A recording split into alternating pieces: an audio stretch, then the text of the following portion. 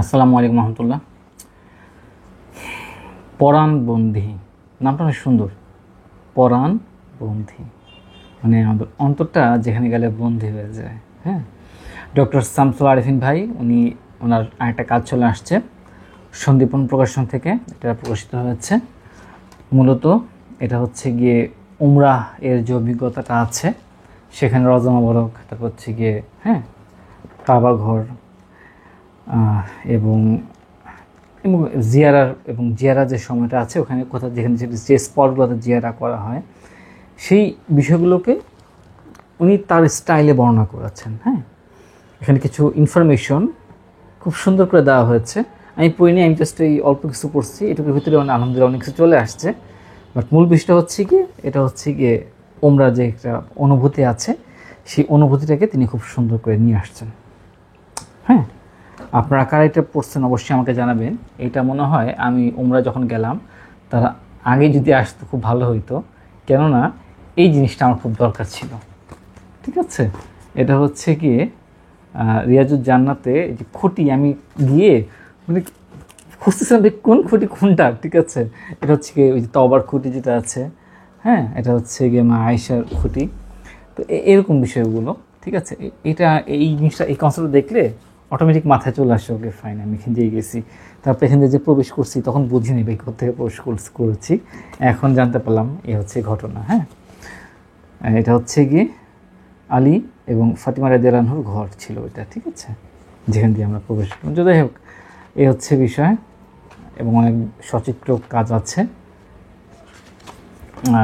এই গল্পটা শুরুর দিকে আমি যখন পড়তেছিলাম আমার কাছে মনে হচ্ছিল যে শামসুল আরেফিন ভাই উনি একটু রসিয়ে গল্প মানে আছে না, যে মনে করেন কেউ ওমরাতে গেল আসলো, হ্যাঁ, একটু বয়স্ক মানুষ, তিনি একটু রসিয়ে যে গল্প বলে না ওই একটা যে ওয়ার্ডটা আছে রসিয়ে গল্প বলা, তো ওইরকম ফিলটা আমার কাছে কয়েকটি স্থানে মনে হয়েছিল। আর শামসুল আরেফিন ভাইয়ের যে যখন তিনি কথোপকথন আকারে কোনো কথা বলেন বইয়ে, double standard to double standard, হ্যাঁ, যে বইগুলো আছে অন্য বই, এবং এটার টোনটা মোটামুটি শব্দ চয়েস সেম দেখছি। হ্যাঁ, এখানেও সেই ফিলটা পাওয়া যায়, আপনি পড়লে বুঝতে পারবেন যে হ্যাঁ এটা শামসুল আরেফিন ভাইয়ের লেখা বই। তো আলহামদুলিল্লাহ, আর ইনফরমেশনের ক্ষেত্রে খুব ভালো। কিছু বিষয় প্রথম দিকে যেটা পড়লাম, উনি যখন একটা তথ্য দিচ্ছেন গভীরে যাচ্ছেন, যেগুলো ভালো লাগে। হ্যাঁ, মূলত তিনি আমার মনে হয় চেষ্টা করছেন যে অনুভূতিটাকে মানে জাগ্রত করা। আমার কাছে এটা মনে হয়েছে যে যেখানে যেটাই দেখতেছে বা যেটাই শুনতেছি বা যেটাই হচ্ছে সেই অনুভূতিটা নিয়ে আসা, এটাই হচ্ছে এই মূল বিষয়টা আমার কাছে ফিল হয়েছে। পড়াটা পড়ি ইনশাল্লাহ, পড়ার আবার বিস্তারিত বুঝতে পারবো।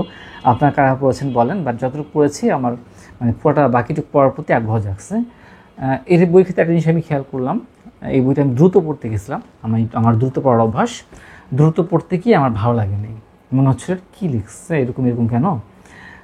তো তখন আমি ফিল করলাম এটা হচ্ছে তিনি অনুভূতি করা চাচ্ছেন। তো আপনি যখন আমি কোনো কিছু আপনি হৃদয় দিয়ে ফিল করতে চাচ্ছেন, তখন আপনি যদি দ্রুত পড়েন আপনি সেই বিষয়টা পাবেন না। তো এরপর যখন আমি ঠিক আছে থামলাম, আবার শুরু করলাম প্রথম থেকে, এবং এবার আস্তে করে পড়া শুনলাম, অল্প অল্প করে অনুভব করে, যে ঠিক আছে প্রত্যেকটা শব্দ অনুভব করে পড়ার চেষ্টা করে। তো যখন অনুভব করে পড়ার চেষ্টা করলাম, এটার পুরা বিষয়টাই আমার কাছে চেঞ্জ হয়ে গেল তখন। মানে একটু আগে বইটাকে আমার যেমন লাগতেছিল, এরপরেই আমার কাছে বইটা পুরা রাস্তাটাই মনে হচ্ছে অন্যরকম হয়ে গেছে, সুন্দর হয়ে গেছে। হ্যাঁ, আমি নিজে যেন ফিল করতে পারছি ওনার সাথে যে হ্যাঁ আমি এখান থেকে এখানে গেলাম, এটা হলো এদিকে এটা হচ্ছে, ঠিক আছে, ওই জায়গায় গেলাম ওখানে অমুক মানুষরা ছিল। তো এরকম একটা ফিলটা আপনি আছে। তো আমি যেটা পরামর্শ দিব, এটা পড়ার ক্ষেত্রে তাড়াহুড়া না করে আপনি হাতে সময় নেন, সময় নিয়ে ঠান্ডা মাথায় পড়েন, এবং পড়ার সময় আপনি কল্পনা করেন ওই ঘটনাগুলো, ওই বিষয়গুলো, তাহলে আমার মনে হয় বেশ ভালো লাগবে, অনুভূতি তৈরি হবে মনের ভিতরে পড়ার সময় ইনশাআল্লাহ। যাই হোক, সম্পূর্ণ পড়ে আবার রিভিউ দেওয়ার চেষ্টা করবো, যদি সময় লাগবে অবশ্য ইনশাআল্লাহ। আসসালামু আলাইকুম রহমতুল্লাহ।